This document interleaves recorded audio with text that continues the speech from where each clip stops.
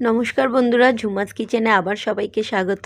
তো আজকে আমি একটা সহজ রেসিপি নিয়ে চলে এলাম, সেটা হলো সয়া স্যালাড। এটা তোমরা লাঞ্চে কিংবা ডিনারে যে কোনো সময় খেতে পারো। তো তোমরা দেখতেই পেলে আমি সয়াবিনটাকে খুব ভালো করে গরম জলে ভিজিয়ে রেখে একটু জল ঝরিয়ে নিয়েছিলাম, নিয়ে পুরো জলটা নিংড়ে নিয়েছিলাম। তারপরে একটা প্যানের মধ্যে আমি সামান্য 2 চামচ মতো সাদা তেল আমি গরম করে ওই সেদ্ধ করে রাখা সয়াবিনগুলোকে দিয়ে সামান্য স্বাদ মতো লবণ আর কাশ্মীরি লাল লঙ্কা গুঁড়ো দিয়ে ভালোভাবে একটু ফ্রাই করে নিলাম। এরপর একটা সয়া স্যালাডের ড্রেসিং তৈরি করতে হবে। তার জন্য আমি মিক্সার জারের মধ্যে কয়েক টুকরো শসা, হাফ কাপ টক দই, কয়েক টুকরো পনির এবং স্বাদ মতো একটু লবণ দিয়ে ভালোভাবে একটা ড্রেসিং তৈরি করে নিলাম।